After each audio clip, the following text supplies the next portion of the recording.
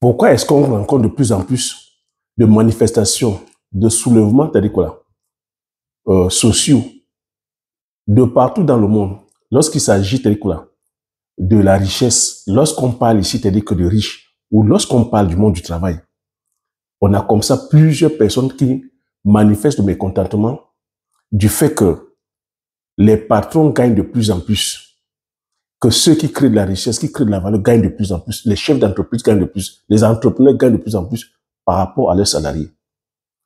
Est-ce que toi, tu t'es posé cette question-là? Est-ce que tu es de ceux qui se plaignent de la rémunération, c'est-à-dire quoi, des patrons? Quand je parle ici des patrons, je parle des fondateurs, des entrepreneurs, ceux qui ont pris l'initiative de lancer un projet, de venir résoudre un problème, d'apporter une solution au problème. Moi, j'aimerais qu'on développe là-dessus. J'aimerais aussi avoir ton avis. Tu sais, ici, c'est une chaîne de partage d'idées. J'ai coutume à te dire que l'entrepreneuriat, la réussite, la richesse, c'est 95% de mental. Ça commence d'abord par la réflexion.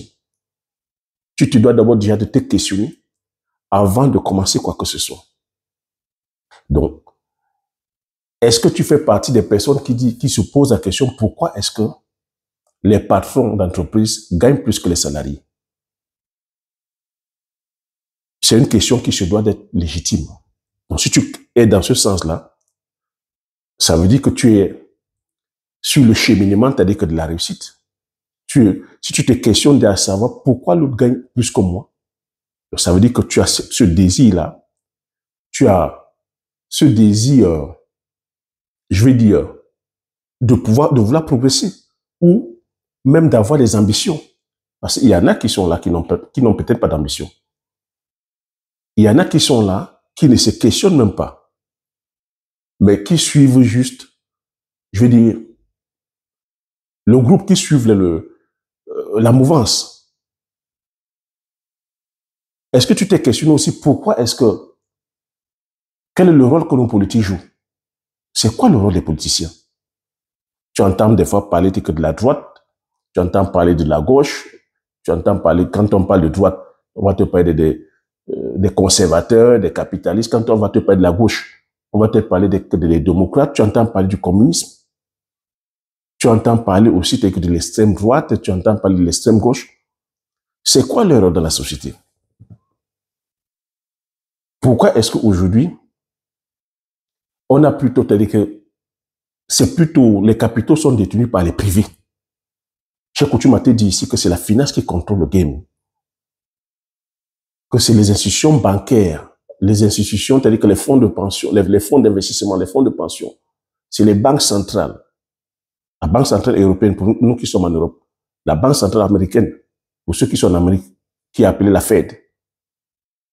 Et c'est les ultra riches, c'est les multimilliardaires de la tech, du pétrole, de l'industrie automobile, l'industrie des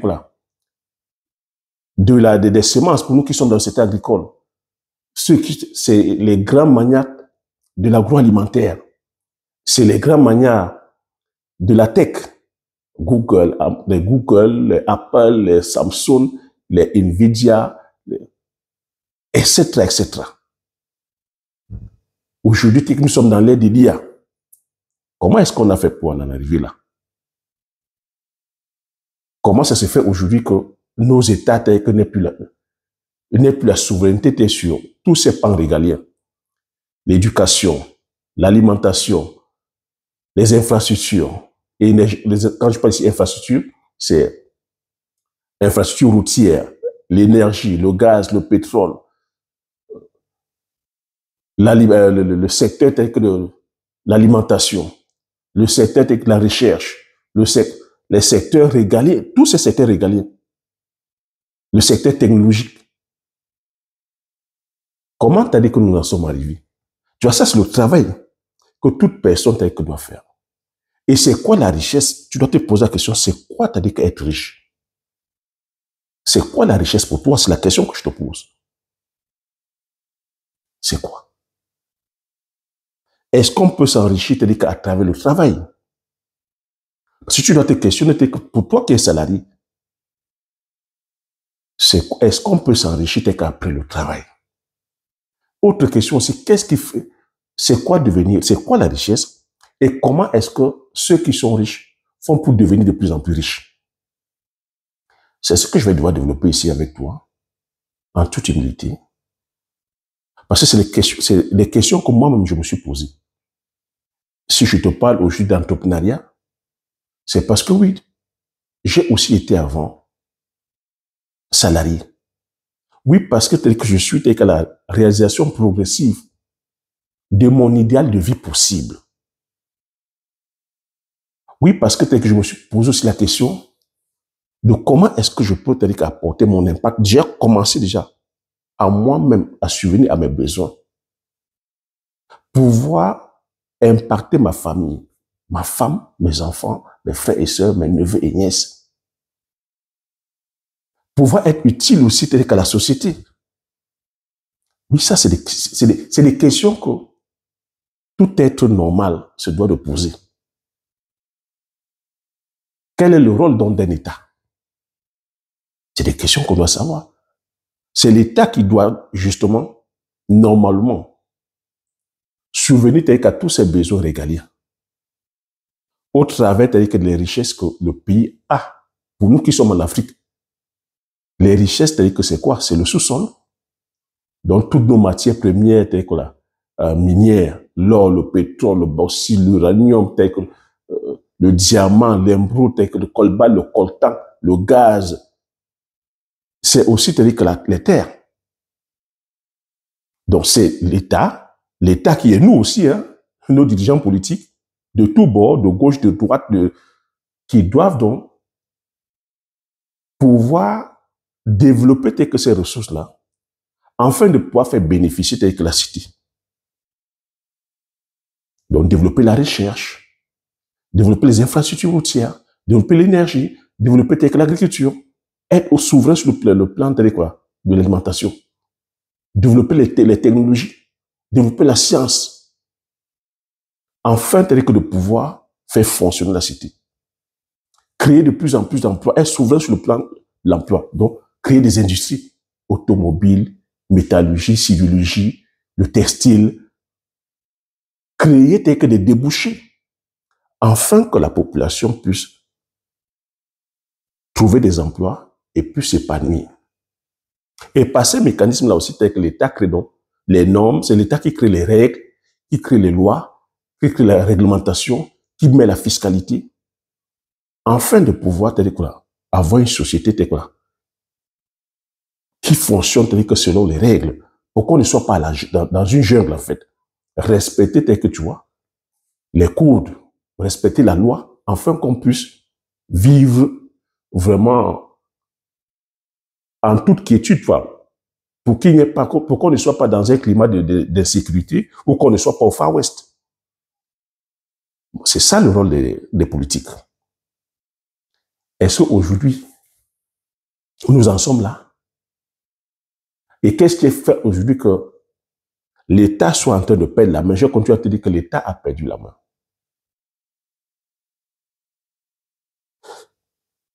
Je t'ai dit, la société fonctionne selon une idéologie. Quelle est l'idéologie dominante aujourd'hui? C'est l'idéologie capitaliste. Parce que quand on va voir aussi, est-ce que dans une société où c'est l'État qui avait le contrôle sur tout, c'est l'État qui pourvoyait qu'à tout le monde, est-ce que dans une société comme ça aussi, l'humain serait épanoui? Dans un système un peu communiste, le communisme, si on était là à rationner tout le monde, à te dire, bon, voilà, tous les mois, voilà 10 euros. 10 euros pour tout le monde. Chacun a dit 10 euros. Tous les mois, on te donne 2 briques de lait.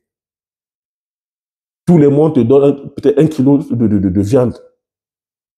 Mais est-ce que dans une société comme ça, on se sentirait heureux? C'est des questions ouvertes, hein?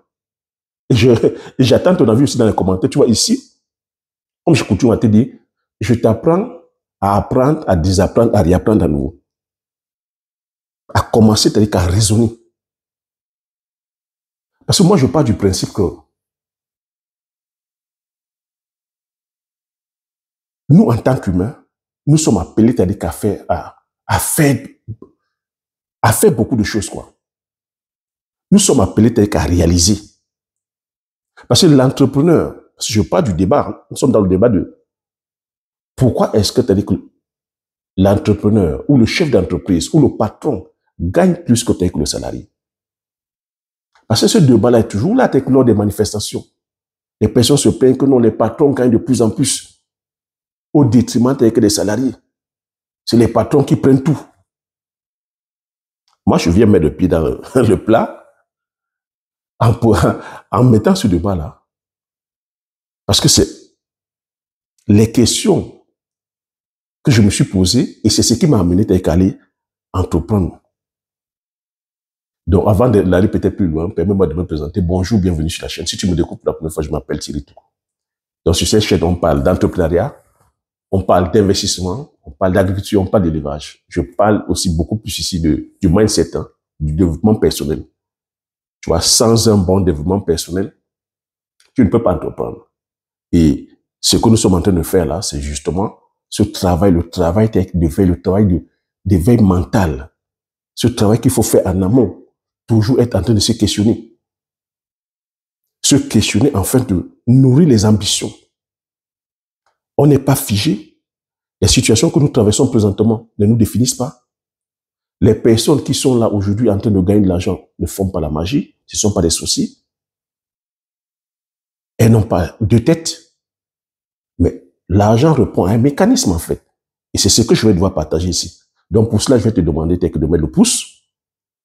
Si tu ne l'as pas encore fait, afin que l'algorithme YouTube puisse partager cette vidéo à plusieurs d'entre vous, à t'abonner, afin que la communauté puisse grandir. C'est vrai que depuis tes 5 ans, je ne vous ai pas habitué à vous dire abonnez-vous, abonnez-vous. Je pars du principe que la personne qui suit cette chaîne, avec la valeur que je donne, et qui ne s'abonne pas, ce n'est pas normal, les gars. Pour moi, ce n'est pas normal. Donc, je me dois donc de répéter, de le dire aussi, bon, abonne-toi. Parce que les statistiques YouTube me font comprendre comme quoi vous êtes 67% à suivre la chaîne, mais à n'être pas abonné. Donc abonnez-vous les gars, afin que pour que la communauté puisse grandir et pour que l'algorithme puisse distribuer à plusieurs d'entre vous. Moi, je prends le temps de la pédagogie. C'est vrai que si je prends le temps de rentrer dans la pédagogie, c'est parce que j'ai constaté que dans notre communauté, nous sommes, on a switché la partie réflexion. Nous ne sommes pas dans le questionnement. Nous sommes beaucoup plus dans les émotions, dans le clientélisme, dans le suivisme, dans la copie et des fois dans une pâle jalousie. Des jalousies comme ça gratuites où on jalouse la réussite des autres, où beaucoup pensent que réussir, c'est-à-dire que pour réussir, il faut coucher, il faut tricher, il faut voler, il faut aller voir les marabouts, il faut aller voir les sorciers. Donc moi, je viens démystifier ça. C'est pour ça que pour pouvoir parler des sujets comme ça demande du temps. Donc je vais demander ici de prendre ton temps. C'est une masterclass, c'est une formation. Et en plus, elle est gratuite. C'est des formations qui devaient être payantes. Parce que si la société va aujourd'hui mal, quand on parle d'inflation, on parle de crise économique, on parle de récession, on parle de chômage, on parle de beaucoup de licenciements, on parle de la retraite incertaine. Tu vois, ici en Occident, pire encore en Afrique, beaucoup n'ont pas de retraite. Aujourd'hui, nous sommes tout en train d'aller vers des retraites par capitalisation. Alors que les politiciens nous ont vendu les retraites par répartition, comme quoi on va travailler pendant 40 ans et au bout de 40 ans, on va percevoir la retraite. Ce qui n'est pas le cas aujourd'hui. La retraite n'est pas quelque chose d'automatique. La retraite, on l'a parce que il y a des actifs, il y a des travailleurs. C'est ceux qui travaillent qui payent pour ceux qui sont en retraite. Mais tout est en train de partir en cacahuète. Donc pour cela, ça demande la réflexion. Est-ce que être salarié aujourd'hui bien qu'on ait son CDI, c'est rassurant. Est-ce qu'on peut être riche tout en étant salarié? Est-ce qu'on peut aujourd'hui dépendre d'un seul salaire? C'est des questions qui méritent d'être posées. On ne peut pas aujourd'hui commencer à nier l'évidence, à dire que bon, j'ai mon travail, ben, ça, je vais avec ça jusqu'à la gare. Non. Est-ce que nous-mêmes aujourd'hui, en tant que salariés, on n'est pas assis sur notre zone de confort? Est-ce qu'on peut tout attendre aujourd'hui de nos patrons? Est-ce qu'on peut tout attendre aujourd'hui du gouvernement, des politiciens? Ben, c'est des questions à se poser. Hein. Vous voyez, c'est en train de remettre en cause beaucoup de choses. Hein. Lorsqu'on voit avec des crises sociales, des soulèvements, lorsqu'on voit avec des crises politiques, où aujourd'hui les politiciens sont désavoués, lorsqu'on voit des crises institutionnelles, ça demande, c'est des questions qui méritent d'être posées et d'être analysées. Chacun de son côté. De te poser la question, c'est que d'où est-ce que ce n'est pas aussi de ma faute de continuer à attendre que c'est les autres qui fassent pour moi? Donc moi, je viens donc ouvrir ce débat-là. Pourquoi est-ce que les patrons gagnent plus? Parce que si moi j'ai fait le choix d'aller vers l'entrepreneuriat, ben, il faudrait que je sois transparent avec toi.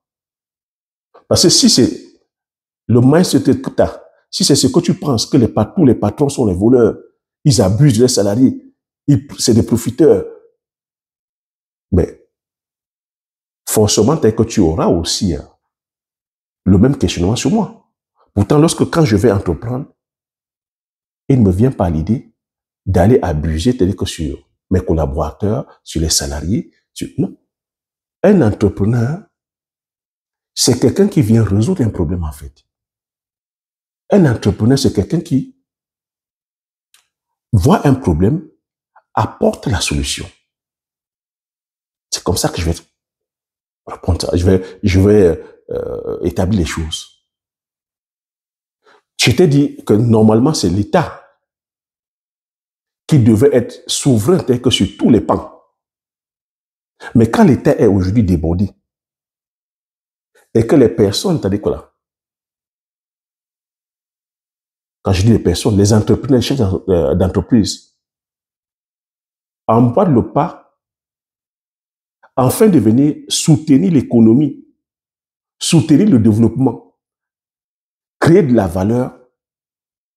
Il faut comprendre que ceux qui viennent entreprendre ne viennent pas entreprendre de prime abord parce qu'ils veulent abuser. Je ne suis pas ici en train de faire l'avocat des entrepreneurs. Je sais qu'il peut y avoir certains débordements. Je sais aussi qu'à un certain niveau, mais je parle ici pour les petites. Imagine, t'as dit quoi là? Les petites et les moyennes entreprises. Imagine l'artisan, le cordonnier qui est là, qui monte son affaire pour pouvoir fabriquer, par exemple, les chaussures. La famille qui monte une entreprise familiale pour pouvoir pérenniser un savoir-faire, apporter une solution. Elle ne vient pas avec l'optique de venir piller ou spolier ou voler, t'as dit quoi là? Ces salariés. Généralement, c'est des personnes qui se connaissent. L'artisan, les sociétés familiales. Généralement, ils connaissent tout, ils connaissent leurs employés. Quand je dis connaître ici, savoir la vie personnelle. Quand il y a pas des fois les anniversaires, les patrons célèbrent même l'anniversaire même des enfants. Ils se connaissent du bout des doigts. C'est des entreprises qui sont là des fois comme ça 15 ans, 20 ans, 30 ans où il y a toujours eu du plein emploi. Du plein emploi. Des fois, les parents vont en retraite et c'est les enfants qui viennent prendre la relève. Oui, on a connu, il y a des entreprises comme ça familiales. Mais ce que moi je vais t'expliquer ici, et de ce que moi j'ai compris, c'est que l'entrepreneur, si l'entrepreneur gagne plus que le salarié, c'est parce que l'entrepreneur prend les risques. Oui, parce que l'entrepreneur, lui, il a misé sur le risque et les résultats. Est-ce que tu dis que c'est les salariés qui font en sorte que l'entreprise grandisse, que l'entreprise fasse beaucoup plus de croissance? Oui. Oui. Un entrepreneur, lui, il vient avec quoi? Il vient avec une solution. Il vient avec sa vision. Il vient avec une expertise. Il vient avec le capital. Tu vois? Il vient avec le capital. Et tu sais que l'argent, ici, c'est le nerf de la guerre. Maintenant, il a besoin des salariés pour pouvoir faire grandir donc cette vision-là. Donc, quand il prend les salariés avec les salariés qui ont une certaine compétence. Donc, il prend les salariés compétents. Ce qui va vouloir aussi avec l'employeur, c'est que les salariés soient des personnes honnêtes, des personnes loyales, des personnes qui vont comprendre que la vision de l'entrepreneur. Et ces salariés-là, c'est quoi la différence maintenant entre l'entrepreneur et les salariés?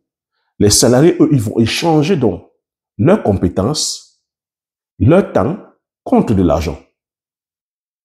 Est-ce qu'on se comprend? Le salarié, lui, il va changer sa compétence, son temps contre de l'argent. Alors que tu vois, l'entrepreneur, lui, c'est lui le porteur de projet, c'est lui qui a la vision, il prend donc le risque d'injecter ses capitaux, il prend le risque de prendre autour de lui des salariés, et ce risque-là que le projet qui va monter, ça peut ne pas donner.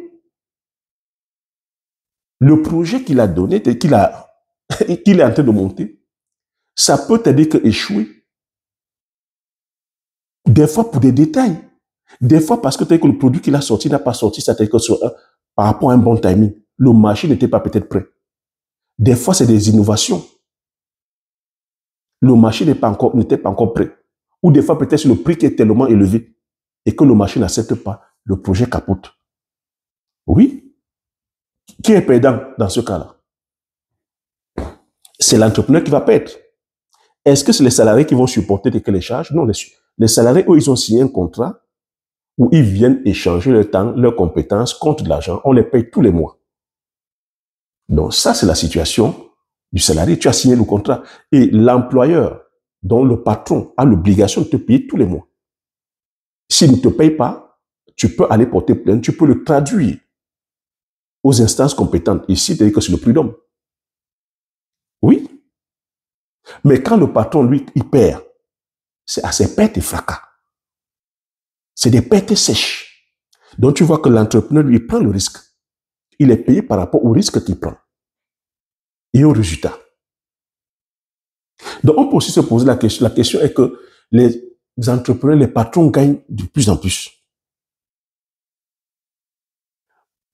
On voit aussi des courants de pensée qui sont la politique. Hein. Oui, il faudrait plafonner le salaire des chefs d'entreprise, des patrons. Ouais, les salaires sont indécents.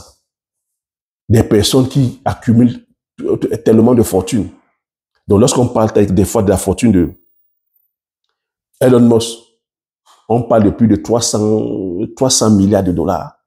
Mais est-ce que quelqu'un a besoin de 300 milliards de dollars? Est-ce qu'ils ont besoin de tous ces milliards-là pour pouvoir vivre? Certains sont même allés penser qu'avec 10 millions, avec 20 millions de dollars ou 20 millions d'euros, c'est assez pour pouvoir faire vivre toute ta famille. Donc, il faudrait plafonner. Donc, un chef d'entreprise qui fait du chiffre, s'il gagne, par exemple, je ne sais pas moi, 50 millions, ben, l'État va pensionner, c'est-à-dire que là, 40 millions et lui remettre 10 millions. Parce que au-delà de 10 millions, c'est-à-dire que ce n'est plus raisonnable. J'attends ton avis dans les commentaires. Est-ce que tu penses que dans un monde comme ça peut encourager la compétitivité? Ça peut encourager les personnes à se surpasser? Est-ce que ça peut encourager les personnes à être ambitieuses? Un monde comme ça, oui, on a vu des mondes comme ça. Parce que c'est là le rôle du politique, en fait. Hein. C'est là où tu vois que les politiciens sont là pour créer les règles, créer les normes, créer la fiscalité. Oui, parce que l'État, là-dessus, pour fonctionner, doit prendre des taxes. C'est pour ça que tu vois aussi qu'il y a ce soulèvement qui est là, que les investisseurs, c'est-à-dire que là, pour la France, pour plusieurs pays où la fiscalité est tellement élevée, ça fait fuir les investisseurs. Et lorsque ça fait fuir les investisseurs, et il n'y a plus de productivité, on ne crée plus les emplois. Et lorsque c'est tellement, c'est-à-dire que voilà, il y a tellement de fiscalité aussi, même les contribuables sont à un moment donné très pressés, pressés comme le citron, à force de payer toutes les taxes, il y a des fuites de cerveau, les gens vont là où la fiscalité est moindre. Donc tu penses que si on met dans un système comme ça, où oui, il faudrait que prendre chez les riches pour pouvoir être redistribuer, parce qu'ils n'ont pas besoin voilà, d'autant d'argent. Est-ce que ça pourra créer la créativité en fait? Est-ce que qu'en faisant ça, on n'est pas plutôt en train de rendre des personnes paresseuses? Parce que moi, je parle du principe, peut-être moi je le dis parce que je viens dans un monde de sport. Hein. Dans le sport, il y a la compétition. Et je parle de compétition saine. Dans toutes les disciplines, il y a la compétition, parce que c'est la compétition qui t'amène à être meilleur, à t'améliorer. Et j'ai coutume à te dire ici que dans ce monde où nous sommes, les inégalités sont là, c'est-à-dire que c'est encore des pensées philosophiques hein, que les inégalités sont là pour créer le progrès en fait. Les inégalités sont là pour pousser les personnes à donner le meilleur, c'est-à-dire que d'elles-mêmes. Quand je parle des inégalités, je ne suis pas en train de dire ici que oui, il faut aller narguer ceux qui n'en ont pas. Non, non, non, non. Tu vois que ce n'est pas mon cas ici. C'est pour ça que je te dis à chaque fois que lorsque tu veux, c'est-à-dire quoi, aller entreprendre, ne regarde pas, c'est-à-dire quoi, ce que les autres font. Aujourd'hui, avec le monde des réseaux sociaux, c'est vrai aussi qu'on a, c'est-à-dire que certains entrepreneurs qui ne sont que là, c'est-à-dire qu'à vous montrer du flashy. Mais tu comprends qu'ils sont là pour vous appâter, pour vous attirer avec du bling-bling. La Ferrari, les Porsche, les Lamborghini, les yachts, les ceci, ils vont se filmer dans les endroits luxueux, mais qui au fond ne créent pas la richesse. Parce que la question que tu dois te poser, quelqu'un qui se filme comme ça, t'as dit que jet privé, ceci, pose-lui tout simplement la question comme qu'est-ce qui te rapporte donc, qu'est-ce qui te génère les revenus? Être sur un yacht, se filmer sur un yacht, se filmer que dans les beaux hôtels, se filmer, ce n'est pas la création de richesse. Les riches sont là pour créer de la richesse. Donc tu vois qu'un entrepreneur maintenant, donc c'est quelqu'un qui va avec, pour moi, hein, c'est quelqu'un qui vient créer, qui vient résoudre un problème. C'est en raison le problème que tu gagnes. Et là-dedans, il y a des valeurs. Un entrepreneur, c'est quelqu'un qui a des valeurs. Qu'est-ce qui te pousse à venir entreprendre? Est-ce que c'est venir faire du show-off, de venir flasher, de venir narguer les personnes qui ne t'aiment pas? Ou est-ce que tu es dans la réalisation progressive de ton idéal de vie? C'est quoi ton idéal de vie? Ça peut être ici, comme je dis, sortir ta famille de la pauvreté. Donner un beau cadre de vie pour ta famille. Faire en sorte que tes enfants aillent dans les grandes écoles. Dieu sait que les grandes écoles sont hyper payantes aujourd'hui. C'est pouvoir répondre en cas de besoin sanitaire. Parce que payer les factures d'hôpitaux, c'est coûteux. Et la situation vers laquelle nous sommes en train d'aller, ça va devenir de plus en plus coûteux parce que c'est chacun qui va devoir préparer tes récoltes, payer son assurance, payer sa retraite. C'est de pouvoir aussi être utile pour la société. Le mot utile est très important. Être utile pour la société. Donc, lorsque tu apportes une solution, tu es utile pour la société.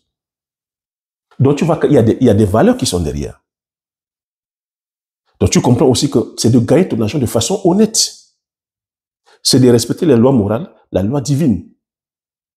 Donc, tu comprends que quand tu as des valeurs comme ça, tu ne vas pas aller gagner ton argent, t'as dit que n'importe comment. Lorsque tu crées une entreprise, c'est de faire en sorte que tes salariés aussi évoluent. C'est ça le rôle d'un entrepreneur, en fait. Hein. L'entrepreneur ne va pas entreprendre des fois parce qu'il a besoin d'argent.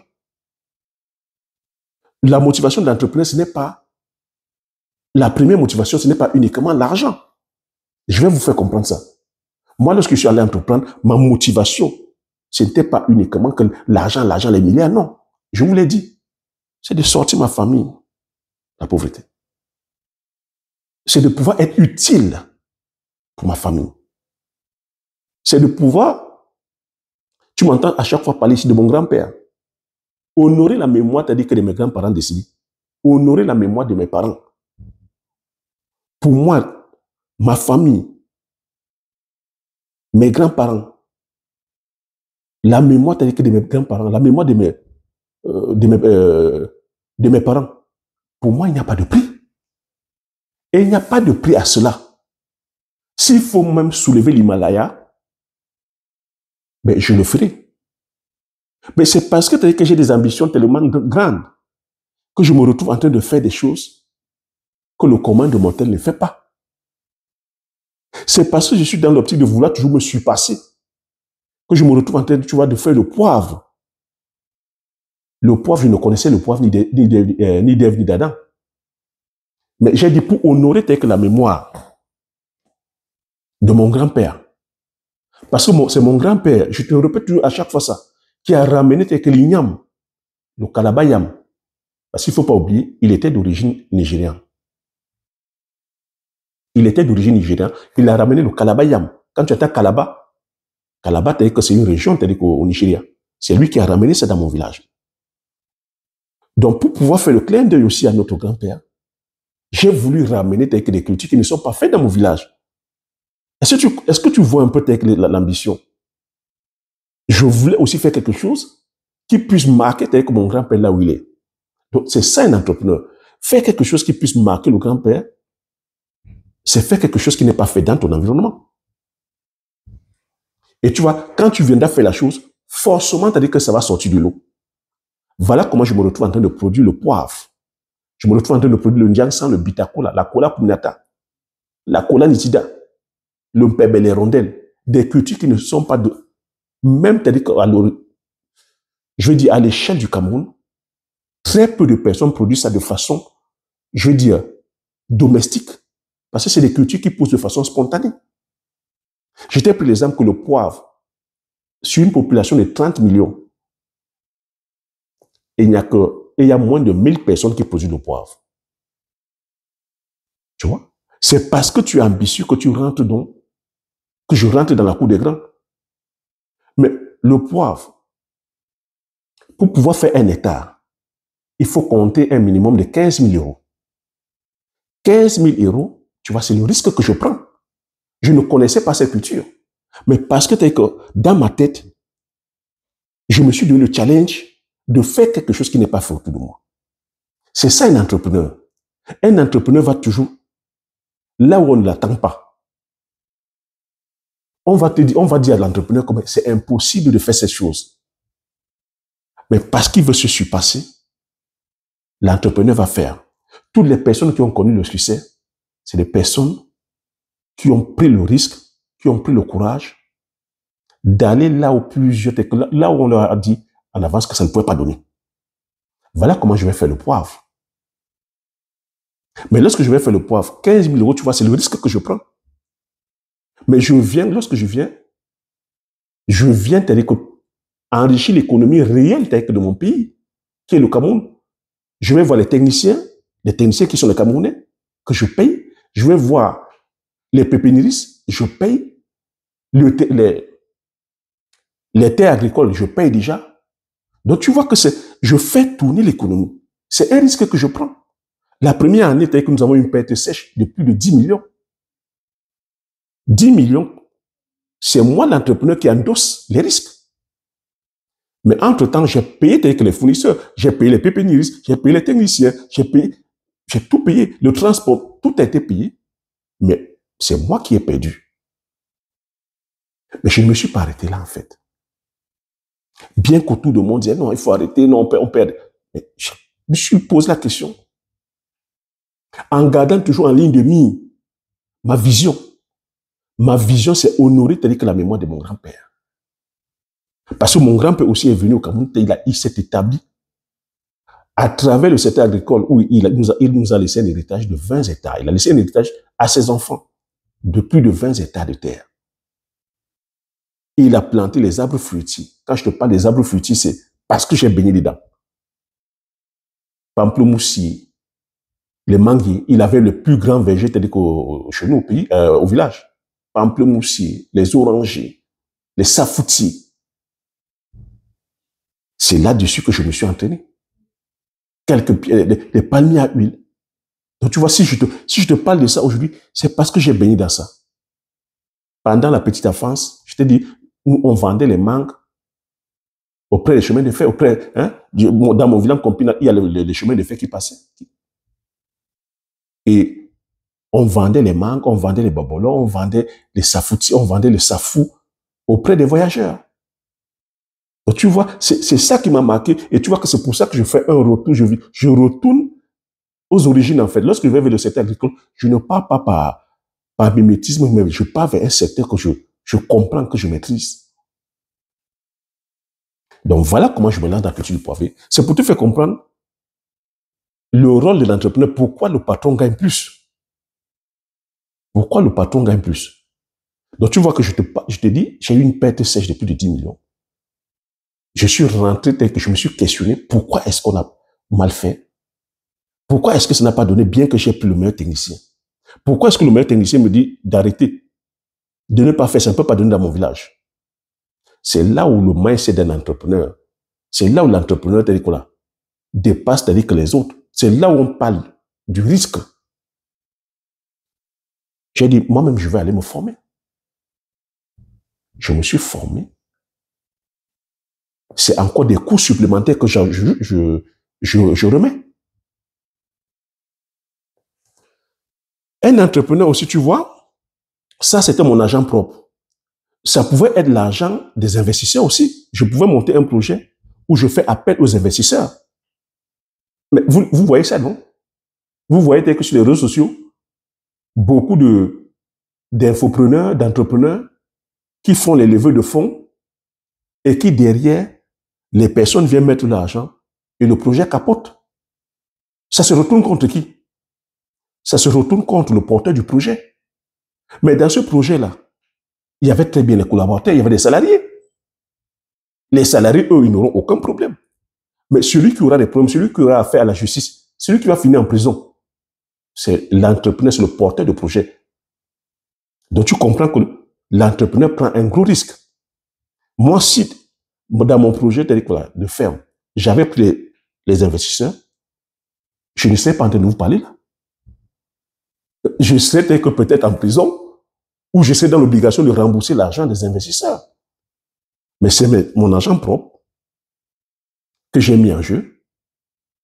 Certains peuvent aussi aller prendre, font des fois des prêts à la banque. C'est pour ça qu'il faut faire très attention. Tu es en train de devoir t'aller à ta banque. Et quand la banque vient, la banque ne rigole pas. La banque, elle saisit tout. Donc tu vois, c'est pour te faire comprendre, pour toi qui es salarié aujourd'hui, ne dis pas que, ah oui, c'est toi qui fais tout le travail et le patron gagne. C'est un contrat que tu as signé. Et tu vois, je t'explique là, voilà comment je vais me former. Je reviens encore réimplémenter. Cette fois-ci, ce n'est pas un hectare, nous sommes sur plus de 5 hectares. C'est encore des coûts. Et tu vois que pendant que je paye la main-d'œuvre, je paye pour le bon fonctionnement, moi, dans tout ça, une culture comme le poivrier, ça entre en production au bout de 3 ans. Mais pendant 3 ans, moi, je n'aurai pas de salaire. Mais je vais payer que les salariés pour que le projet fonctionne bien. Je ne sais pas si tu vois un peu le risque. Et des fois, que tu peux avoir des échecs, recommencer, replanter, recommencer, replanter, recommencer. Mais pendant ce temps, tu ne fais que payer la main-d'œuvre, en fait. Il y a des projets qui ne sont que rentables après 5 ans, des fois après 10 ans. Mais pendant 10 ans, le patron ou le porteur de projet paye les collaborateurs. Parce qu'il y a une solution qui va sortir. Donc c'est pour ça que quand ça commence, quand ça donne, ben, c'est normal que le patron gagne. Oui, dans les entreprises structurées aussi, le patron pourra intéresser que les fidèles salariés qui étaient là. Il y a de la prime qu'on donne, il y a des primes de participation, il y a des primes, il y a des augmentations de salaire. Mais si tu es honnête avec moi, qu'on te donne la prime, qu'on te fasse une augmentation, des fois aussi, il y a des actions pour ceux les compagnies qui sont cotées en bourse, vendent, donnent des actions aux salariés pour pouvoir, permettre aux salariés aussi, de pouvoir s'épanouir sur le plan financier, afin de pouvoir donner les meilleurs résultats. Mais tu conviens avec moi que même quand on fait tout ça, tu ne pourras pas gagner comme ton patron. Pour les raisons que je suis en train de t'expliquer, qu'eux, ils prennent le risque. Elon Musk, pour lancer sa fusée SpaceX, là, il a échoué combien de fois? Il a échoué 3 fois. Et à chaque lancement, on parle en termes de centaines de millions d'euros. Je ne vais même pas dire centaines, c'est des milliards de dollars. Il a échoué 3 fois. Et pour pouvoir faire monter une technologie comme ça, il est entouré des meilleurs ingénieurs au monde. Les meilleurs. Et quand on te donne le salaire d'un ingénieur, c'est des milliers de dollars par mois. C'est des dizaines de milliers de dollars par mois. Elon Musk paye. Et derrière, ça échoue 3 fois. C'est au 4e essai que c'est parti. Donc, tu vois que l'entrepreneur, il y a une prise de risque, en fait. L'entrepreneur, c'est celui-là qui prend le risque. Il prend le risque. Et derrière, il mise sur les résultats. Et cette fois-ci, il s'entoure donc des meilleurs, des personnes compétentes. Il paye cette compétence-là. Ces personnes-là, en retour, échangent leur temps, leur savoir contre de l'argent. C'est comme ça qu'il faut voir ça. Donc, venir tenir la pancarte, venir se plaindre que oui, c'est la faute des riches. Moi, je pense que derrière ça, tu pourras te poser la question que, mais, quel est le rôle des politiciens dans tout ça? Le rôle de la politique, c'est, est-ce que de toi à moi, c'est une question que je te pose, tu aimerais être dans un État communiste, où c'est l'État qui chapeaute tout, où tout est rationné, où on rationne, c'est-à-dire que chacun, on dit c'est 60 euros par mois, que pour tout le monde, on donne 60 euros. Est-ce que tu aimerais vivre dans un système comme ça? Est-ce qu'on n'a pas eu des systèmes comme ça sur cette planète? Est-ce que ça a fonctionné? Donc tu vois que ça vient tuer toute créativité, ça vient nous enlever, c'est-à-dire que le goût, c'est-à-dire que du risque, le goût même, c'est-à-dire que de l'ambition. Et la question maintenant aussi à se poser, on peut se poser la question, mais oui, dans tout ça, nos États,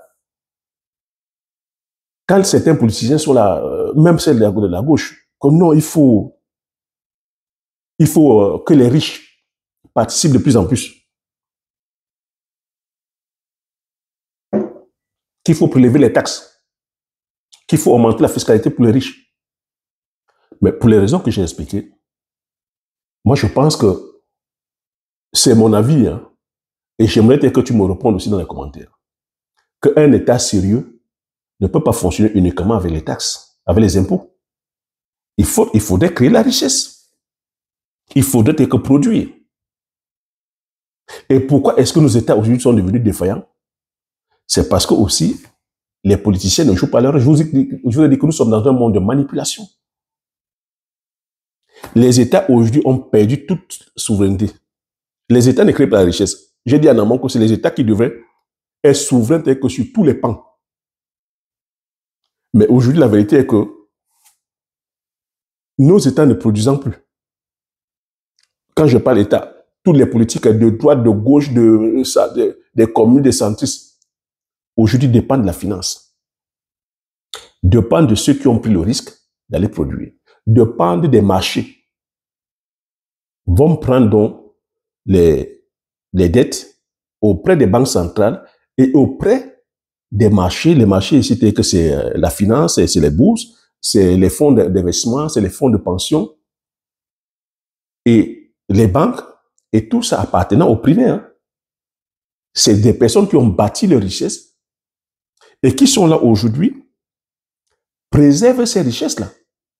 Parce que le rôle d'un entrepreneur, c'est de créer une solution qui va perdurer. Le but d'un entrepreneur, ce n'est pas de monter une entreprise et de la vendre. C'est pour ça que beaucoup d'entreprises sont même des entreprises familiales.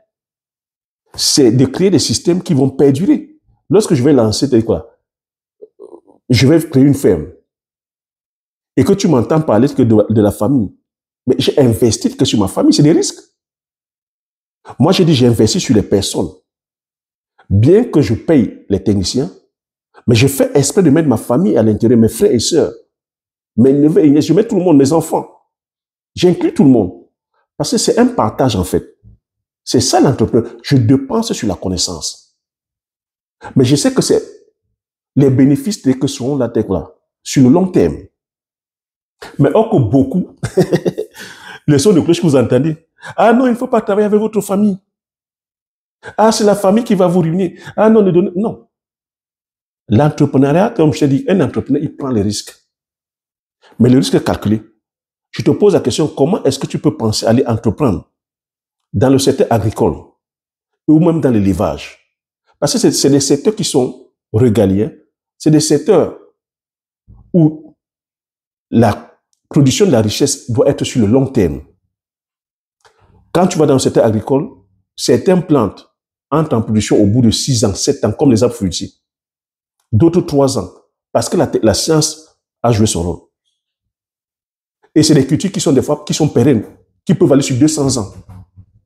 Comment tu peux penser que tu vas toujours compter auprès, tu vas chanter ta famille, aller créer une ferme dont la vision est sur 200 ans et tu n'inclus pas ta famille.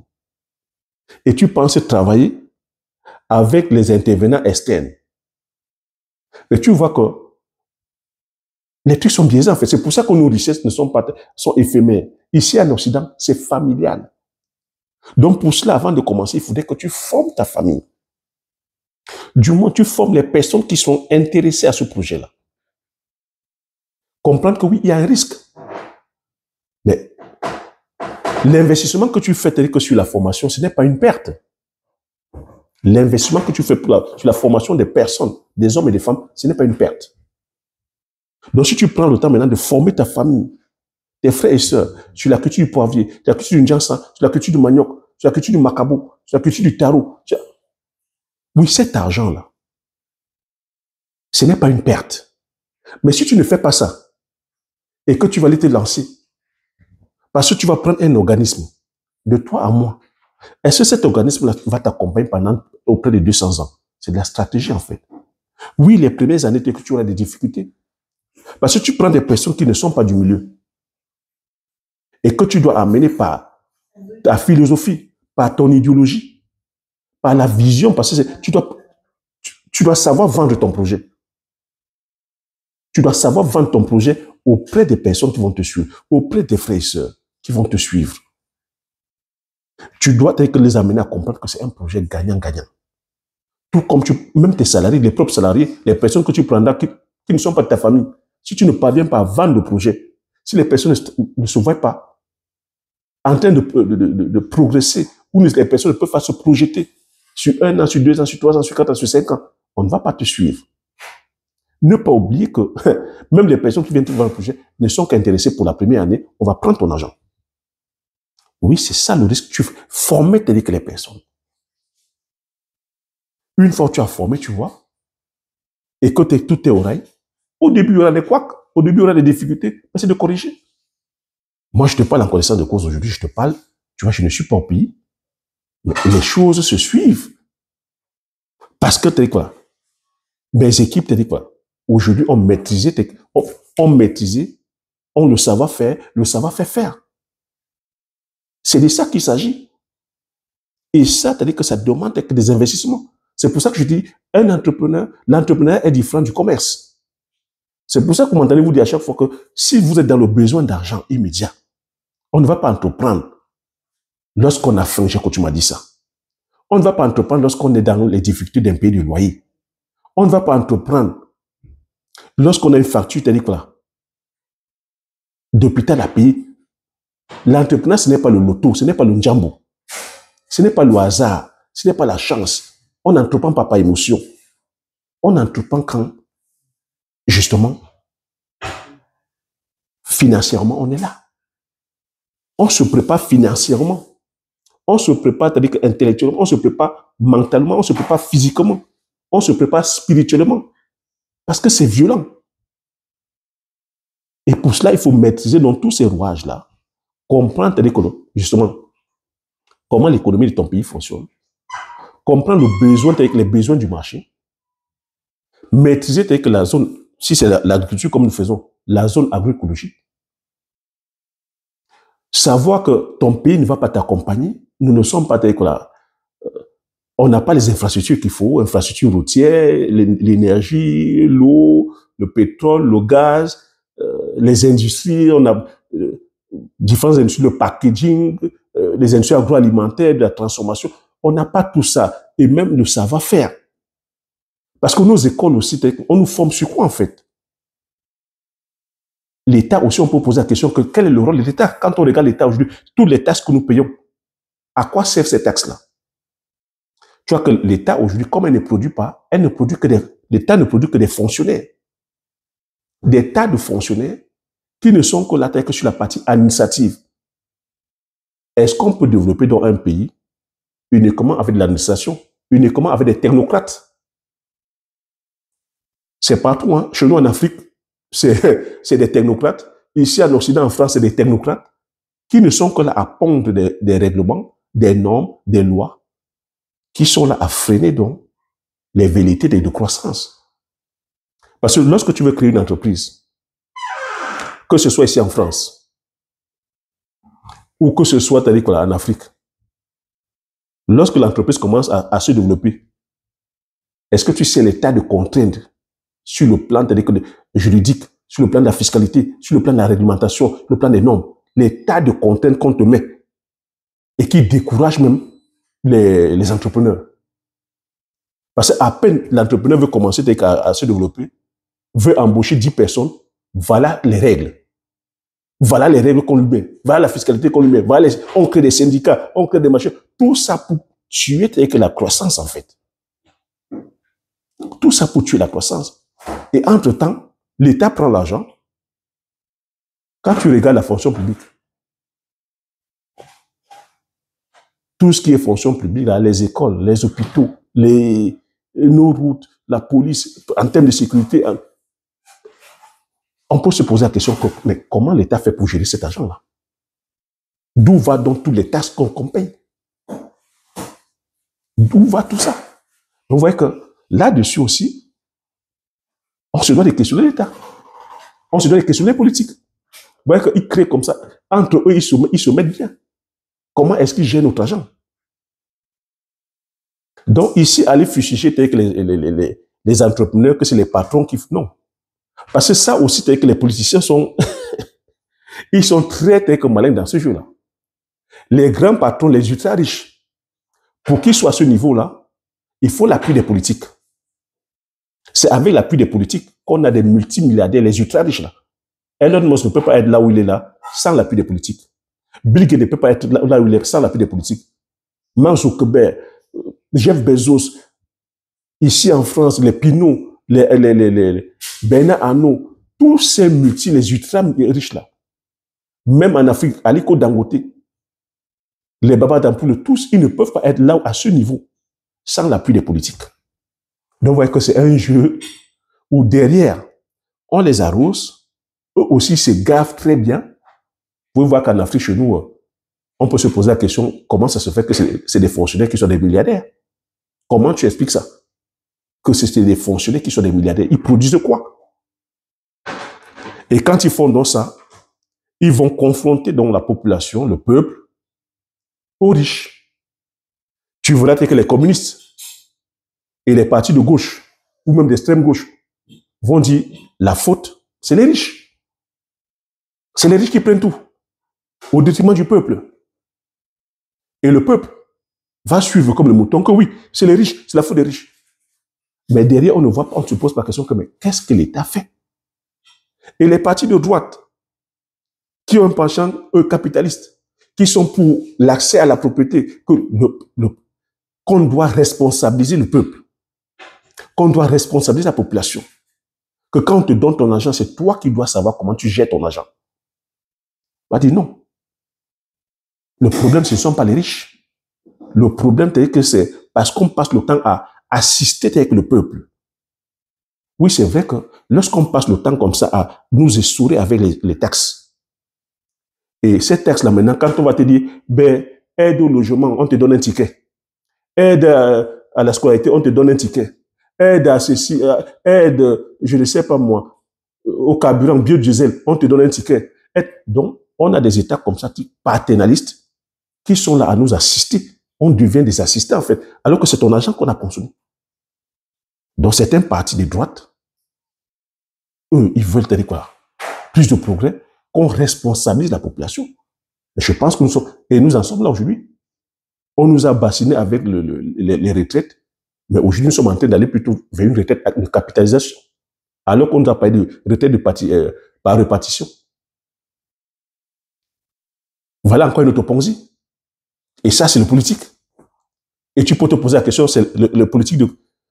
Et ça, c'est les politiques de gauche. Hein. Politique de gauche, les communistes. Aujourd'hui, donc, voilà, on nous a laissé quelques parties dans ce sens. L'État a payé, parce que quand toi, tu payes, quand on te paye ton salaire, la partie, t'es quoi, en termes de charges qu'on prend, ton patron paye 2 fois. Quand tu touches 2000 euros, quand ton patron te paye 2000 euros, en termes de charges patronales, lui paye 4000 euros. Quand ton patron te donne 2000 euros, en termes de charges patronales, il te donne 4000 euros. Il paye 4000 euros à l'État. Mais on pouvait se poser la question comme, au lieu que l'État te prenne de l'argent, prenne encore au patron, le patron pouvait facilement te payer les 4000 euros et après toi-même tu te responsabilises. C'est la question que je te pose.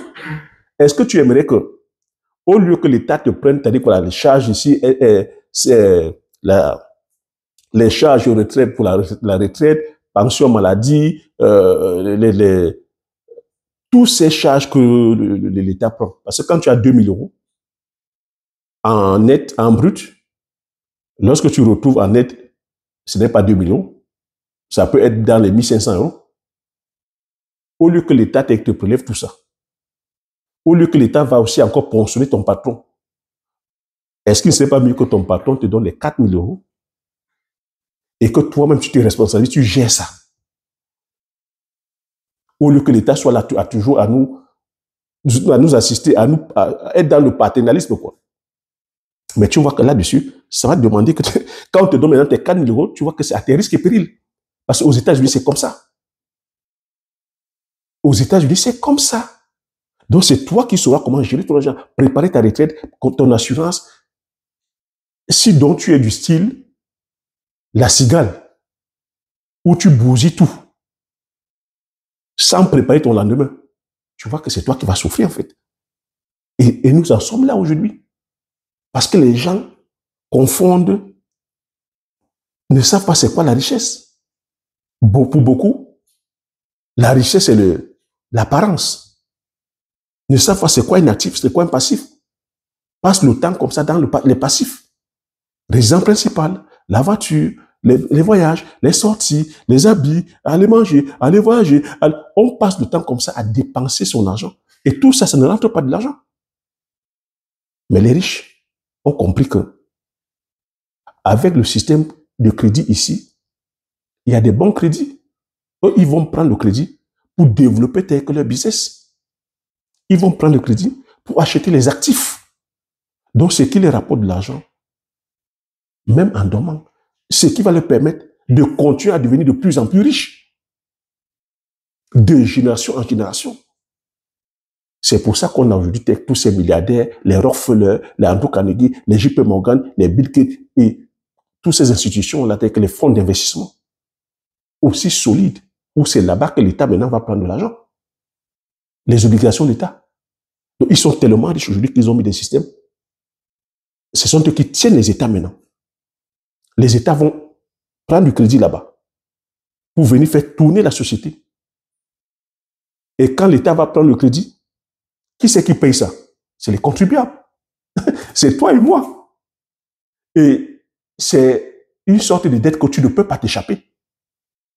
L'impôt, tu ne peux pas fuir l'impôt, tu ne peux pas fuir l'État. Alors que l'immobilier aujourd'hui, ou un business, tu peux dire je ne bois pas le café, je ne mange pas ceci, mais l'impôt pour l'État, tu payes. Donc les riches, eux, ils ont compris ça. Ce sont eux qui se greffent là maintenant. L'État est obligé de venir s'endetter auprès de ces riches. C'est comme ça qu'ils deviennent de plus en plus riches. Dès que tu nais ici en France, la France a une dette de quoi? De plus de 3 000 milliards, près de 3 500 milliards. 3 500 milliards. De toi à moi, tu penses que nous allons payer ça? On va payer. Peut-être pas nous, mais nos enfants vont payer. Nos enfants, chaque enfant qui naît déjà avec une dette de plus de 30 000 euros, que tu vas payer. Tu ne peux pas fuir l'État. C'est comme ça que les riches donc deviennent de plus en plus riches. Et on va payer ça auprès de qui? Auprès de ces grandes institutions financières, bancaires, de tout ça, appartenant au fonds privé. Donc tu te dois de comprendre ces enjeux-là. Tu as beau tenir la pancarte, on ne peut pas, tu vas payer les taxes. Et on les paye. On continue à payer. Pour 2026, il y a 26 impôts. 26 impôts qui se sont ajoutés. On va payer. On va râler, on va payer. Donc, à toi maintenant de savoir de quel côté tu es. De quel côté tu es. Et je pense aujourd'hui, tu peux te dire que franchement, si tu te mets donc à penser, développer ta richesse. Tu n'as peut-être pas envie de devenir comme Bill Gates ou Aliko Dangote ou Baba Dampulo. Mais rien que le fait de dire, tu aimerais sortir ta famille de la pauvreté, tu aimerais te voilà, que l'argent ne soit plus un problème pour ta famille, payer l'école pour tes enfants, la santé, voyager, manger ce que tu veux manger, vivre tel que dans un cadre où tu auras choisi, pas imposé, tu peux le faire. Tu peux le faire. Mais pour le faire aujourd'hui, il te faut changer de façon de penser. Avec un seul salaire, tu ne pourras pas le faire. Mais en diversifiant aujourd'hui tes sources de revenus, tu peux le faire. Comment? En allant te former. Tu n'es pas le métier que tu es aujourd'hui. Tu n'es pas né avec ça. Tu te formes en créant, en apportant un produit ou un service. En impactant le plus de personnes. C'est comme ça qu'on fait pour devenir riche. Donc la richesse ici, c'est la valeur que tu crées en fait. Lorsque je te parle du poivre, du ndiansan, du pitacola, du palmier à huile, du manioc, du macabo, c'est des valeurs. Et c'est des valeurs qui sont réelles en fait. Et c'est des valeurs qui n'ont rien à voir avec la monnaie. Donc ça veut dire que demain, comme nous sommes là aujourd'hui, avec l'inflation, avec la perte de confiance sur la monnaie, donc ça veut dire que peu importe la monnaie qui sera là, ça ne va pas changer la valeur du poivre, du pitacola, du ndiansan. C'est comme ça que les entrepreneurs ont compris. C'est comme ça que les riches ont compris. Si on a pour apporter la valeur, si on a pour apporter la solution tel qu'au problème qui nous entoure, comment ça va ce mindset-là? Prends le courage, donc, soit celui-là qui prend le courage, qui a le goût du risque, mais un risque calculé. C'est pour ça qu'on met les formations. C'est pour ça qu'on demande de se former. Un risque calculé. Et comprendre qu'il n'y a pas de risque zéro. C'est pour ça qu'il faut s'entourer dans des meilleurs. Aller auprès des personnes qui ont les résultats. Auprès des personnes qui ont... Tu veux faire quelque chose, va auprès de la personne qui a le résultat que tu vas atteindre. Auprès des personnes qui partagent les mêmes valeurs que toi. C'est très important. Tu ne vas pas courir après l'argent pour l'argent. On ne court pas après l'argent. On court après la valeur. Tu dois éviter le storytelling. Tu dois éviter les personnes qui sont là uniquement pour la preuve sociale, qui vont aller se filmer à gauche, se filmer à droite, qui vont passer à la radio, à la télé. Non, c'est du concret. Tu veux faire de l'huile de palme, tu vas auprès de quelqu'un qui a une palmeraie. Tu veux faire le poivre, tu vas auprès de personnes qui a une poivrière qui produit. Tu veux faire du ndiansan, tu vas auprès de la personne qui a les résultats. On n'est pas là dans le clientélisme. Tu ne vas pas aller parce que c'est mon frère du village. Tu vas pas aller parce que c'est mon compatriote. Non. Tu vas pas aller parce que c'est l'île d'Afrique. Non. Tu vas parce que la personne est compétente. Parce que la personne a autorité sur ce qu'elle dit. C'est de ça qu'il s'agit. Si tu ne le fais pas, ben, ce sera pas clientélisme. Tant pis pour toi. Si tu ne vas pas émotion aussi, tant pis pour toi. Et comprendre qu'il y a un prix à payer. Les entrepreneurs payent un prix. Parce que tu peux faire tout ça et ne même pas bénéficier parce que est-ce que tu as mis le facteur aussi que tu peux mourir? Tu peux commencer à entreprendre comme ça, t'es là. Et au bout du chemin, t'es là. Tu pars. C'est des risques qu'on prend. Et c'est pour ça qu'il gagne. C'est pour ça que le patron peut gagner 100 fois, 1000 fois que toi. Parce qu'il prend le risque. Voilà tes mes propos. Je t'attends dans les commentaires. J'attends aussi ton avis dans les commentaires concernant ce sujet-là. Tu vois qu'ici, je ne suis pas fermé. Je t'amène ici à apprendre, à désapprendre, à réapprendre à nouveau, à te questionner, afin de pouvoir bâtir ta vie, bâtir ta réussite, créer la vie qui t'inspire. Sur ce, comme j'ai coutume à dire, l'information c'est la connaissance c'est la richesse. Une fois que tu as ces informations, tu appliques tes stratégies et tu passes l'action massivement afin d'impacter ta vie et impacter la vie de tous ceux qui t'entourent. Si je te dis merci, à la prochaine vidéo. Ciao.